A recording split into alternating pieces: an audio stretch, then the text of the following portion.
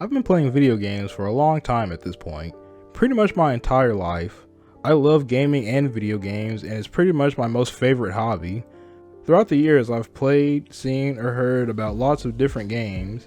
Due to things such as gaming magazines, gaming related TV shows, through friends, and the internet, I've learned about a lot of different games over the years. And in learning about those games, I would think how some of those games looked fun or interesting to me. This curiosity then eventually turned into me getting into the hobby of collecting.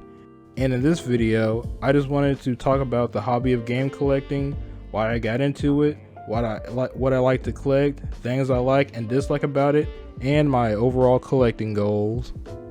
So why I wanted to make this video was because I'm pretty sure that as of this year, 2026, I believe this makes it 10 years since I've started game collecting. So I figured I'd do a video just discussing game collecting a bit. Well, I say 10 years of collecting, but I guess technically I could have been doing that a bit longer, as thankfully I still have the majority of the games I had as a kid. I never really sold too many of my games I had as a kid over the years, and my mom never made me get rid of any of them, so I still have most of the games I got as a kid. I did sell a few games thinking I'd never want to replay them again, but years down the line I did end up wanting to replay some of them and then later regretted having sold them. But luckily I was able to get those back. One such example of that was Gauntlet Dark Legacy on the PS2. But anyway, it's been about 10 years since I actively got into game collecting, meaning I actually seek out certain games with the purpose of buying them and getting to play them at some point. So pretty much what got me into the hobby of game collecting is, like I said, over the years, I've seen lots of games through different things such as game magazines, the likes of, Game Informer.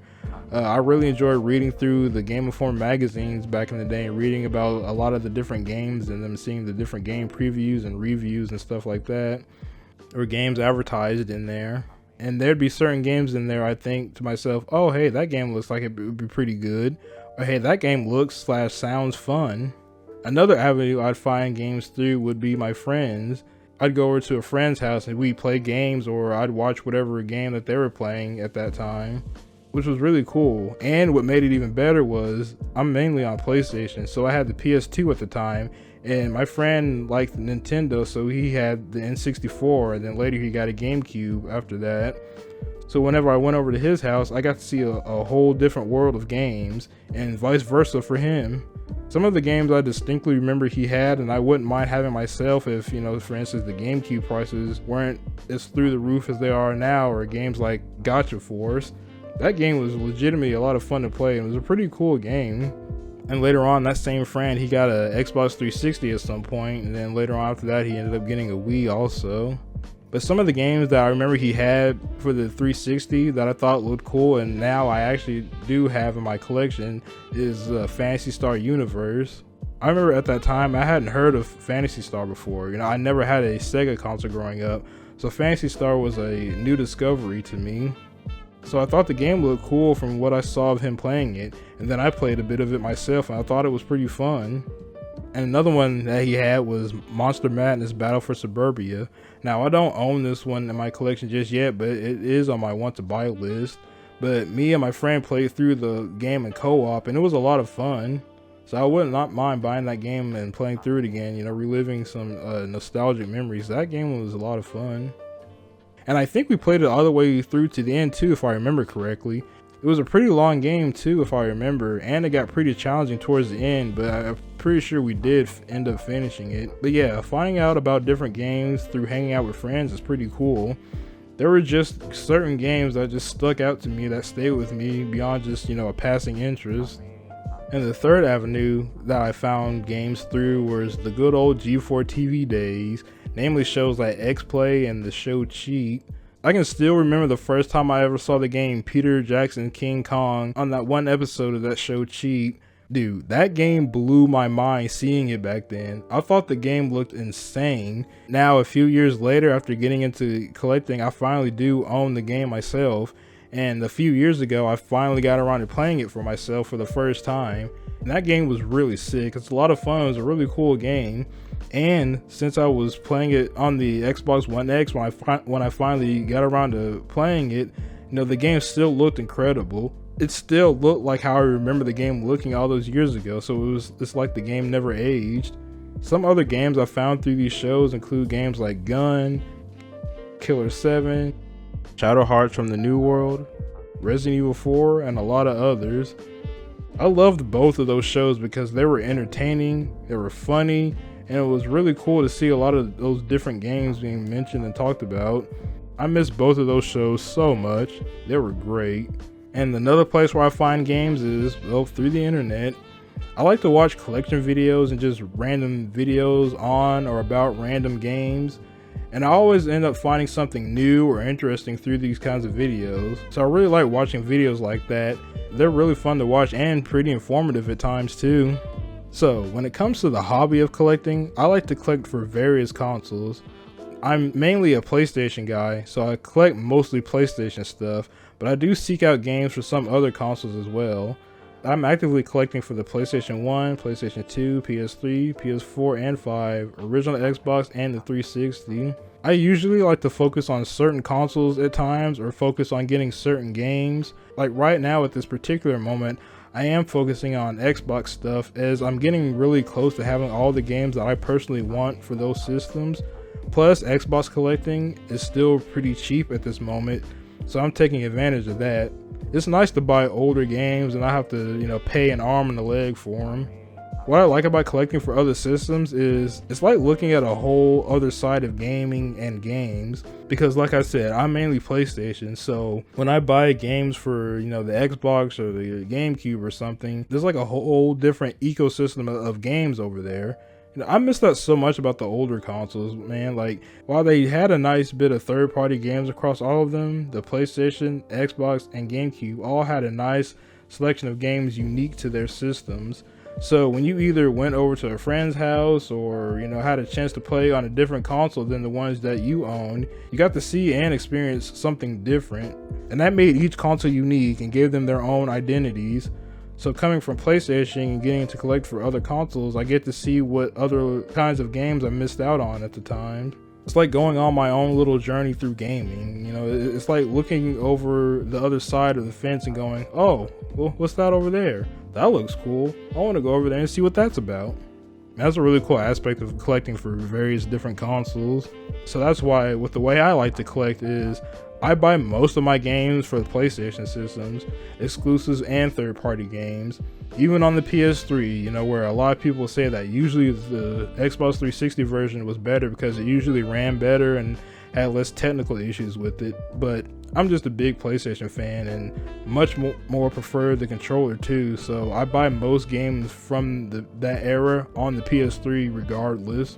Plus, all that performance and frame rate stuff doesn't even bother me anyways. Like, as long as I can play the game, I really don't care. I'm just here to enjoy my games and have a good time.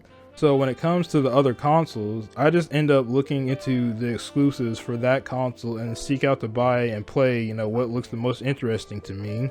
Now, there are a few exceptions to this where if a multi-platform game is on a PlayStation, sometimes I'll buy the Xbox version of a game. Some of those games have been the likes of Black and Battlefield 2. Usually because of the shined up visuals from playing it on an Xbox One X, and I just thought it'd be cool to play it like that. And another guideline for how I like to collect is I only buy games that I have actual interest in playing. I don't really have any interest in collecting full sets of this game or going after certain subsets of other games or things like that. Now, if someone does want to collect like that, then that's fine. There's nothing wrong with that. More power to them. It's just for me personally, I only want the games I explicitly want to play. I don't have the desire or the space or the money to buy games that I have no intention of playing. So while I do collect for a nice array of consoles, my overall collection is very curated and personal to me. You won't find any shovelware or filler games in my collection. And I don't have the desire to collect all games for a certain console. Now that's a very impressive feat. To literally own every game that ever released for a console is pretty freaking dope. But once again, that's just not for me. Now, if anyone was curious as to how many games I currently own physically, I use this website called Completionator to keep track of the games that I buy and own. Now, I'm not sponsored or anything like that. I just wanted to say the site that I use to help keep track of the games I have. And according to this site, I own around close to 400 games physically across 11 systems, give or take. And this count does include a couple of games that I own for the PS Vita. Now I say give or take because it's not totally accurate. I own some PS5 games that I haven't added to my collection on the site because since they're PS5 games and they're newer, so it takes a bit before they get added to the site's database so I can then add them to my collection. So there are some games there that I haven't added to my collection yet on that site. As for what I like and enjoy about the hobby of game collecting, I just enjoy looking up or finding out about different games and seeing something that piques my interest enough to where I actually want to play that game and then add it to my list of games I wouldn't mind getting at some point. Then comes the aspect of getting the games. I do use sites like eBay to buy some games, especially the more niche and specific games I know I have no chance of just finding out in the world. But I also really enjoy going to game stores and looking around at what's in there, and I love finding something that I've had on my list that I've been looking for. That's always fun. And it's also fun doing research and finding games that I want to buy. Like I said, one avenue I did this from was through other people's collection videos. Another one I used was this channel called Virtual Gaming Library. They upload videos showing off every game for so many consoles. That's a really good place to start if you wanted to see most, if not all, of the games released for a certain console. The consoles that I enjoy collecting for the most are the PS2 and the PS3 and the Xbox and Xbox 360. The games are still pretty reasonably priced for the most part, and I just really enjoy that era of gaming. My favorite era of gaming is the PS2, Xbox, and GameCube era. I love how games were made back then and the game design of that era. Also the experimental types of games that were made back then as well.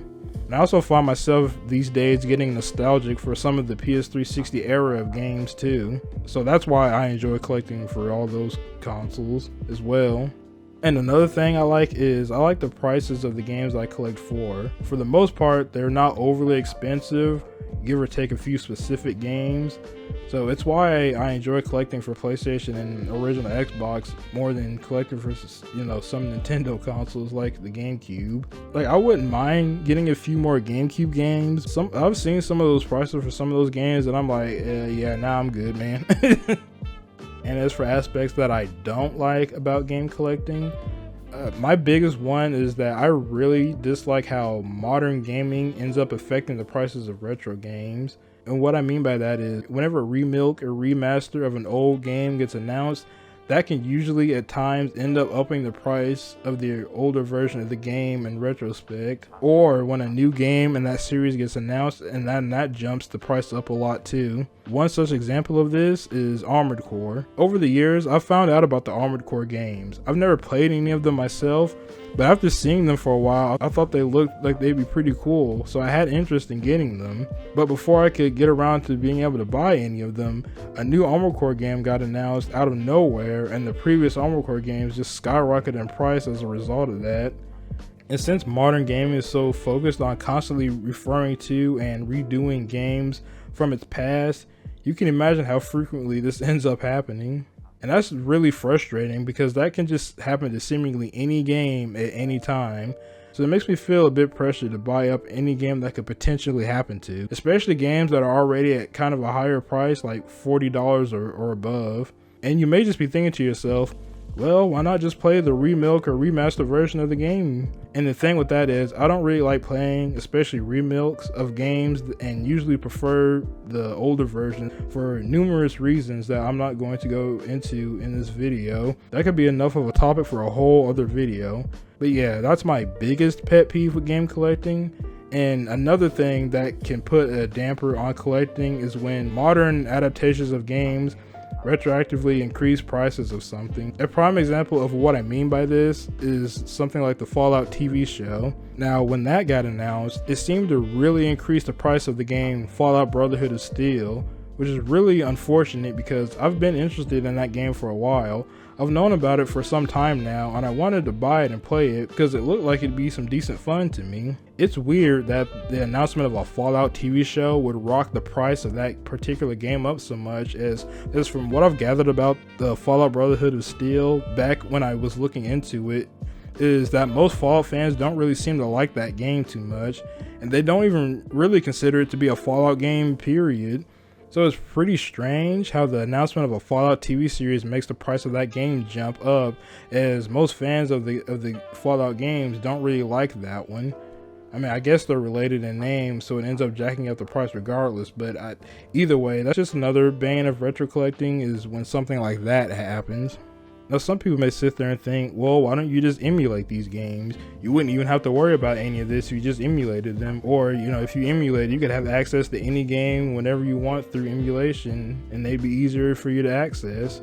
And for that is, I just don't emulate because I don't like emulation for numerous reasons, such as because emulation isn't perfect. There's usually some sort of glitch or issue, either visually or otherwise, due to emulating some games. And second, I just like and prefer the authenticity of, actually having the games and being able to look at the artwork in the front and the back of the game cases and read through the manuals, and actually owning the console that the games are on and setting up the console and just sitting back and playing them like that. I've seen some people say that they don't want to have to, pull out certain consoles and hook them up just to play certain games on it and stuff. But for me, that's not even an issue. I love video games and gaming, so having to go pull out and hook up one of my systems to play some games on it isn't a hassle or a chore to me, or having to get up and actually insert a disc into the system. All of that stuff, that's all just a part of the process of gaming. You know what? I would have it no other way. And third, is the why I don't use emulation, is I like being a bit more maintained in the games that I have access to. Having access to just every game whenever I want through emulation would just be overwhelming and honestly not really appealing to me. I prefer having a more manageable selection of games to pick from and to play, and I just don't need access to every game anyways. Plus, it makes me appreciate the games I do play even more, since I can't just up and switch to a different game on a whim. So I have to be a bit more involved and invested to sit down and play a game. And the last thing that I don't like about emulation is that they have save states. I don't really like save states or undo features, so I'd never use them myself. It just feels like cheating and undermining the game's design. Like, I know there are some games out there that can be a bit troublesome with some of their design or their mechanics, but I like to keep it wholly OG with my gaming. That includes the warts and all. So if a game has some rough sections or design aspects, I just deal with it and push through. Plus, I do like the challenge every now and then. And lastly, before I end off the video, I wanted to talk about my current and future collecting goals. So as of the time of me writing this, I only have a couple of Xbox 360 games left before I have all of what I personally wanted for that system. So my current goal is to hopefully get those last few games and be done with collecting for the 360. I've really enjoyed collecting for the Xbox 360 this whole time. It's really a fun system to collect for, but I'll just be glad that I've finished collecting for one of the systems that are on my list. Then after that, I only have a handful of original Xbox games I would like to have, so I would like to get those at some point as well.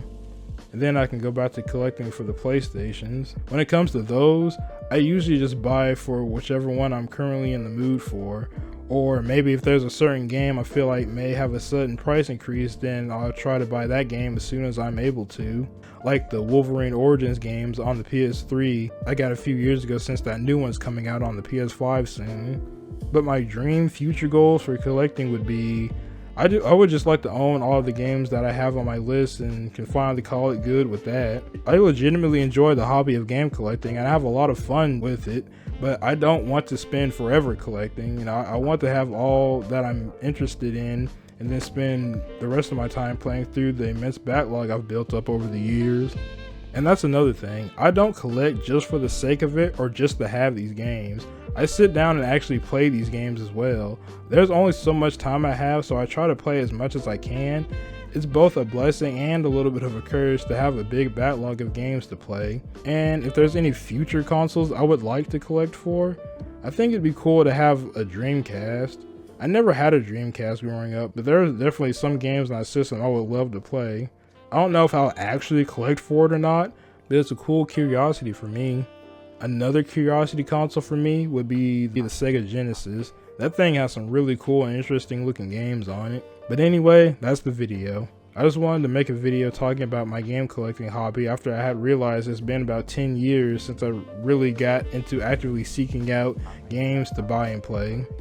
But tell me in the comments, what kind of games do you guys collect? Or do you guys like collecting something else like gaming strategy guides or game magazines, or do you just collect something non-game related? And share what are some of your guys' goals in collecting, whether that be video games or non-video game things. I'm Stomach35 and I'm out. Peace. Thank you for watching and have a great day.